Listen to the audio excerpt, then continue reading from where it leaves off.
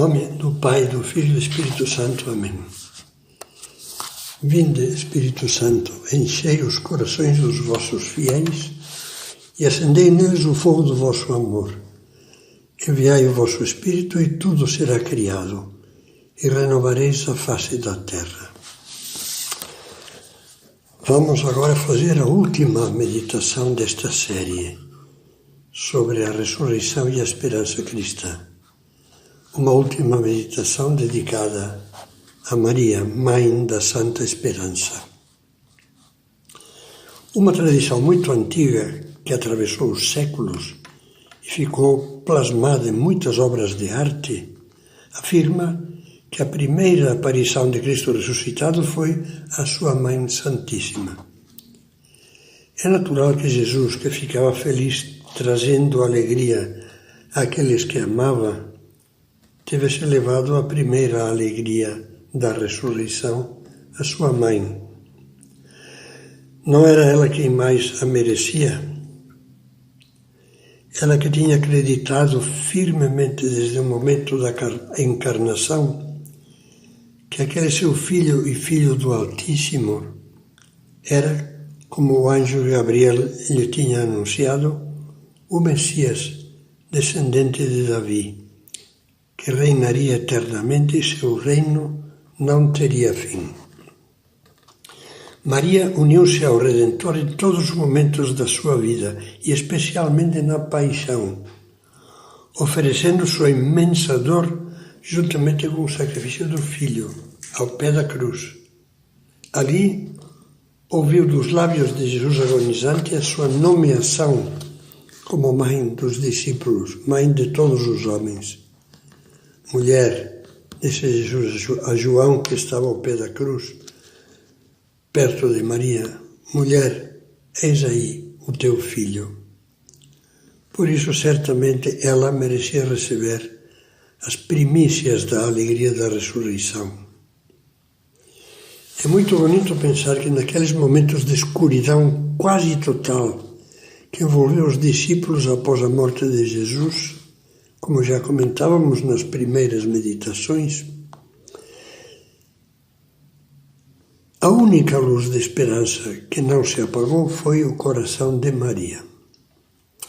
Esse coração maternal que acabava de ser atravessado por uma espada de dor, como havia profetizado Simeão, foi, ao mesmo tempo, a única lâmpada que ardia com a luz da Santa Esperança. Ela foi a única que, no silêncio do Sábado Santo, esperou na ressurreição ao terceiro dia, da qual seu filho várias vezes tinha falado. Certamente, ao longo de toda a sua vida, ela viveu e encarnou a esperança como ninguém. Acreditou no anúncio do anjo Gabriel. Entregou-se sem duvidar ao que Deus lhe pedia. Eis a escrava do Senhor. E dessa fé brotou-lhe a esperança como uma planta viçosa, como uma fonte de água viva. Conta São Lucas que quando Maria, pouco depois da Anunciação, foi visitar a sua prima Isabel, esta louvou Nossa Senhora em alta voz. Feliz a que acreditou, porque se cumprirão todas as coisas que lhe foram ditas da parte do Senhor. Maria acreditou, esperou e viu realizados nela todos os sonhos de Deus. Por isso a Igreja a chama Mãe da Santa Esperança. Por isso também nós a invocamos como Mãe de Misericórdia, vida, doçura e esperança nossa. Não são apenas belas palavras, estão cheias de conteúdo, pois descrevem a missão que Jesus lhe confiou em favor de todos nós, filhos dela e irmãos de Cristo, como diz São Paulo na carta aos Romanos. Quando Jesus nos deu Maria como mãe na agonia da cruz, garantiu-nos a esperança. É verdade que a nossa esperança deve estar toda ela colocada em Deus.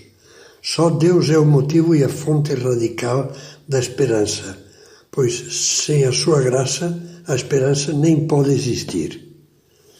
Mas Deus deu-nos uma mãe, sua mãe, para que com a ternura de seu coração nos ensinasse a confiar, para que nos amparasse e nos guiasse na vida, e como a mãe leva a criança pela mão, nos conduzisse ao encontro do Cristo nesta terra e finalmente nos introduzisse no céu.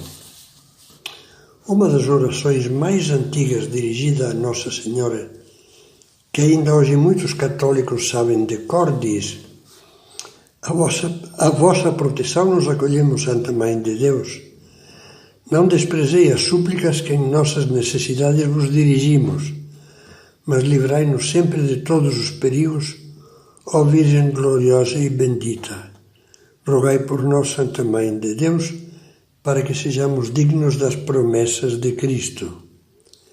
Desde os primeiros séculos, a esperança do cristão se refugiava, se apoiava nela também. Na verdade, o Espírito Santo, inspirador da Sagrada Escritura, deixou-nos motivos mais do que suficientes para que aprendêssemos a confiar na esperança nossa, Maria. Bastaria lembrar a cena das bodas de Caná, onde, a petição de sua mãe, um pedido suave, discreto, sussurrado ao ouvido, Jesus fez o seu primeiro milagre, a transformação da água em vinho. Naquela festa das bodas começou a faltar o vinho. Maria teve pena dos noivos. Aquilo podia estragar a alegria do banquete nupcial. Então disse a Jesus: não tem vinho. A resposta do filho parece um balde de água fria. Mulher, isto nos compete a nós. A minha hora ainda não chegou. Mas Maria não deixou de confiar e com toda a paz disse aos serventes: fazei tudo o que ele vos disser. Não precisou fazer mais nada. Ela conhecia seu filho. Logo Jesus mandou aos serventes encher de água umas grandes talhas que lá se encontravam e depois indicou que fosse servida aos convidados. Foi servido o melhor vinho da festa. Maria adiantou assim: Deus tem os seus planos, a hora dos milagres de Jesus.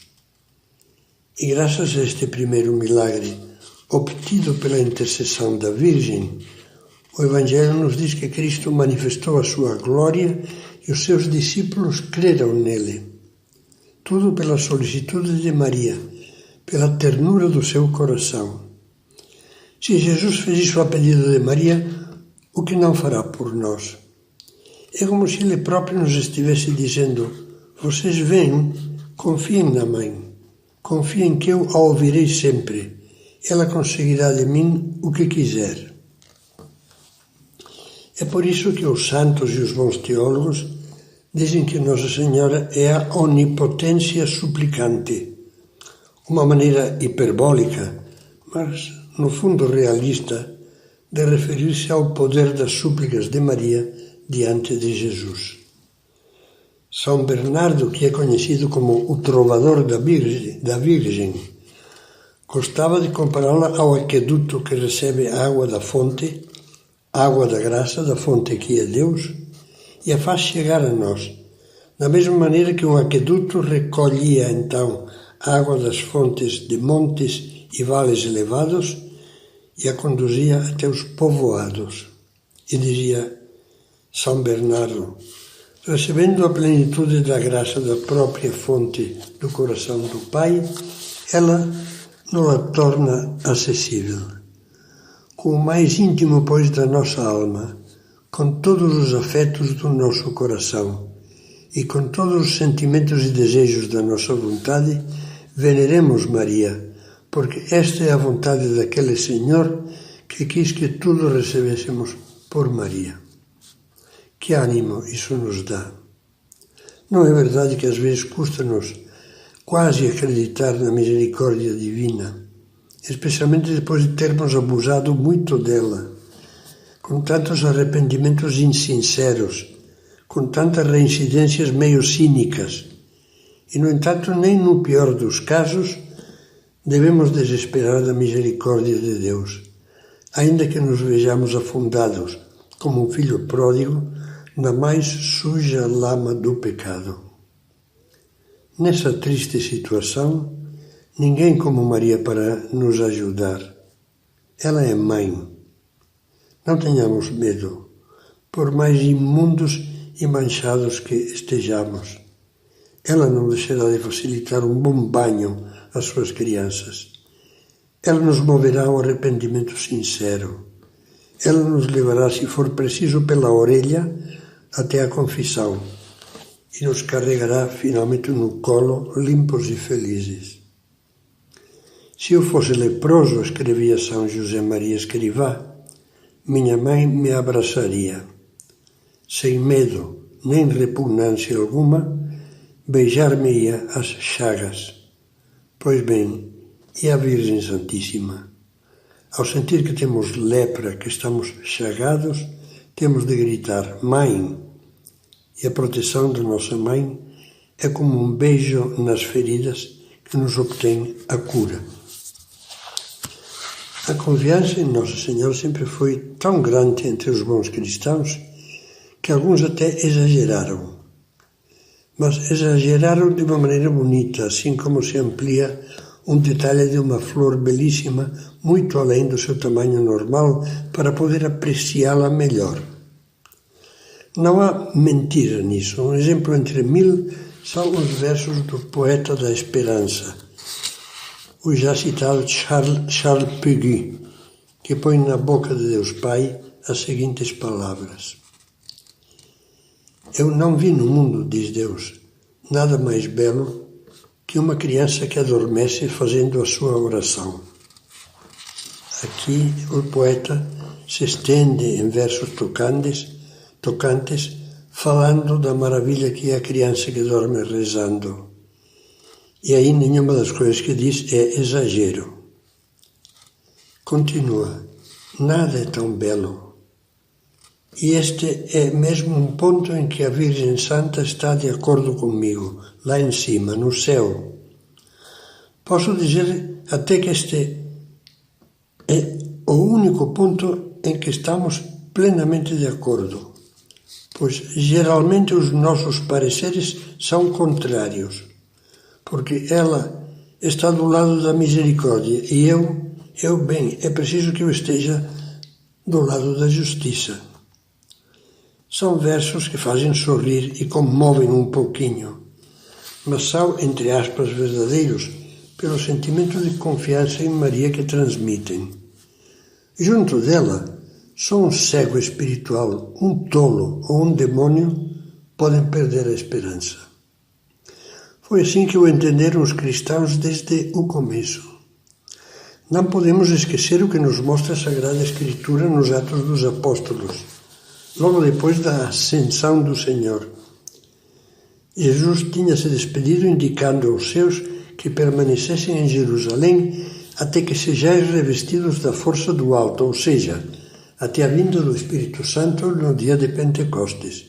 Pois bem, no livro dos Atos disse que todos os apóstolos, os discípulos, as santas mulheres obedeceram e se reuniram durante 10 dias no cenáculo, com Maria, a mãe de Jesus. Lá, junto dela, como uma família apinhada junto da mãe, perseveravam unanimemente na oração. Junto de Nossa Senhora tornava-se fácil cumprir o que Jesus tinha ordenado.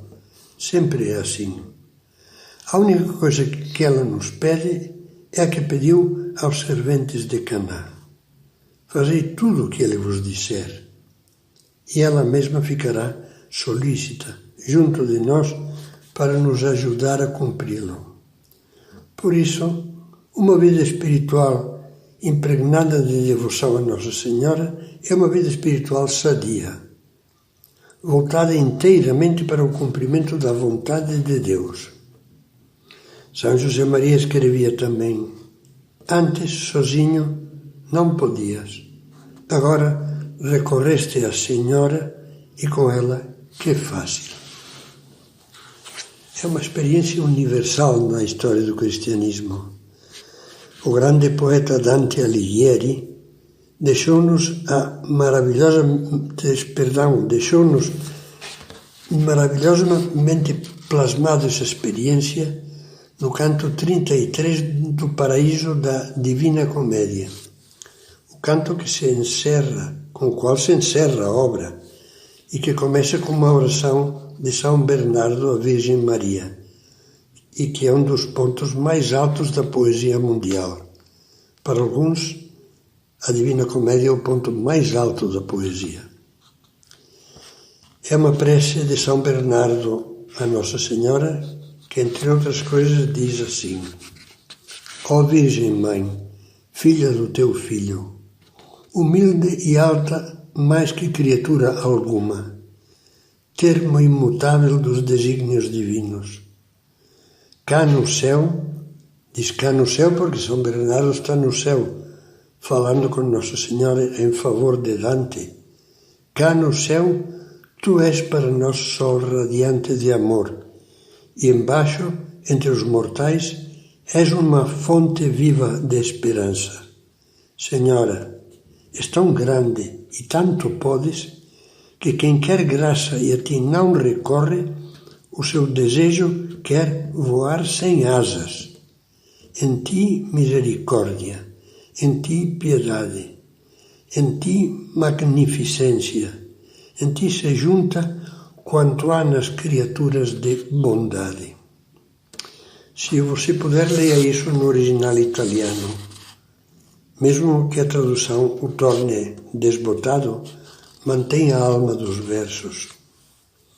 Anteriores a Dante são umas palavras anônimas, cheias de devoção, que alguém rabiscou num manuscrito medieval falando das rosas que compõem o Rosário de Maria.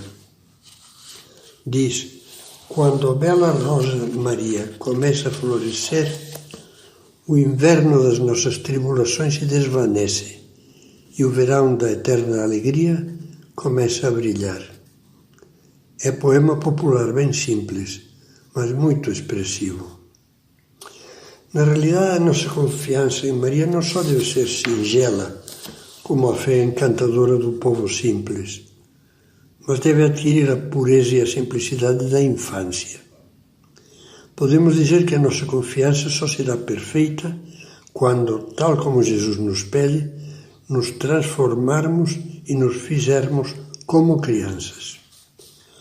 A este propósito, vale a pena evocar uma lembrança de há bastantes anos. Trata-se de um pequeno episódio da vida de um padre do interior, um padre alto de 2 metros de altura, ossudo e desengonçado como um Dom Camilo de Guareschi, que foi meu amigo e continua a sê-lo lá do céu. Aconteceu que na altura do Natal, seguindo o costume de sua terra, preparava-se para receber algum presente trazido na corcunda dos camelos pelos Reis Magos. Nessa ocasião, seguindo um sistema do tipo do amigo secreto, os Reis Magos íamos ser um grupo de colegas, padres como ele. Cada um escreveria a carta aos reis fazendo o pedido. O nosso Dom Camilo, esse padre amigo, que se chamava Pedro, escreveu esta carta. Meus caros Reis Magos, muito embora sempre vos tenha amado e pedido favores, especialmente quando fazeis a vossa visita à terra, no dia 6 de janeiro, não vos tinha escrito desde faz bem me lembro uns 30 anos. Eu era então um garoto com muitos sonhos na cabeça, que se foram apagando com o decorrer do tempo. Mas agora acontece que, graças a Deus, torno a sonhar, muito embora os sonhos sejam naturalmente diferentes dos que tinha então. É que ele tinha tido um revigoramento espiritual. Mas agora acontece que, graças a Deus, torno a sonhar. O meu desejo atual é o de tornar a ser criança, apesar da minha respeitável estatura, para assim conseguir de vós quanto deseja e precisa meu coração de menino. Sim, o que para mim eu quero é isto, que me alcanceis a infância espiritual para que sempre possa caminhar agarrado à Mãe de Deus, pois provavelmente vos seria meio difícil conceder-me a infância corporal. A providência divina fez-me também pai de umas boas centenas de almas que amo entranhadamente e para as quais vos peço muita saúde espiritual, visto que muitas delas estão doentes. Com a certeza de que me haveis de conceder o que vos peço, beijo as vossas mãos benfazejas. Os Reis Magos atenderam seu pedido. Ele recebeu como presente uma imagem de Nossa Senhora, lindo, com olhar de mãe e um sorriso cálido, que fazia com que qualquer um se sentisse perto dela como uma criança, amparada, segura, aconchegada. Como história puxa história, aí vai para terminar esta série. Outro belo episódio dos tempos modernos. Um dos maiores poetas do século XX foi o francês Paul Claudel, um diplomata que se converteu ao catolicismo com o auxílio de Nossa Senhora. Certa vez assistia, só por senso estético, sem fé, ao canto do Magnificat na Catedral de Notre-Dame de Paris. Maria tocou-lhe o coração, alcançando-lhe do Espírito Santo a graça de crer, e meteu-o para sempre no coração de seu filho Jesus. Claudel tornou-se um grande católico e foi um dos maiores poetas e dramaturgos do seu século. A graça da conversão ficou-lhe tão gravada na alma que sempre que podia dava uma passada por Notre-Dame, entrava na igreja e ficava a olhar para a imagem da mãe que o havia salvado, que o salvara. Ele mesmo, num dos seus poemas, descreve qual era nessas ocasiões a sua oração. A tradução dá uma ideia, ainda que, como toda tradução, prejudique o original. Diz assim: é meio-dia, vejo a igreja aberta. É preciso entrar. Mãe de Jesus Cristo, não venho rezar. Nada tenho a oferecer e nada a pedir. Mãe, venho apenas olhar para ti. Olhar para ti, chorar de alegria, de recordar que sou teu filho e que tu estás aqui. Apenas um instante, enquanto tudo para. Meio-dia. Estar contigo, Maria, neste lugar onde tu estás. Nada dizer, olhar para o teu rosto, deixar o coração cantar em sua própria linguagem, porque tu és a mãe de Jesus Cristo, que é a verdade entre os teus braços e a única esperança, porque estás aqui para sempre, simplesmente porque tu és Maria, simplesmente porque existes, Mãe de Jesus Cristo. Nós te agradecemos. Esta é a verdadeira devoção a Maria. Esse espírito é o que deveríamos colocar em cada Ave Maria, em cada terço, em cada Salve Rainha, em cada oração silenciosa, em cada ejaculatória à Virgem Santa, em cada olhar às suas imagens e em cada suspiro filial. Agradecemos a Jesus a mãe que nos deu, porque com ela, repito, é impossível perder a esperança. Digamos-lhe com palavras da antiga antífona Salve Rainha, vida, doçura e esperança nossa. Esses vossos olhos misericordiosos a nós volvei.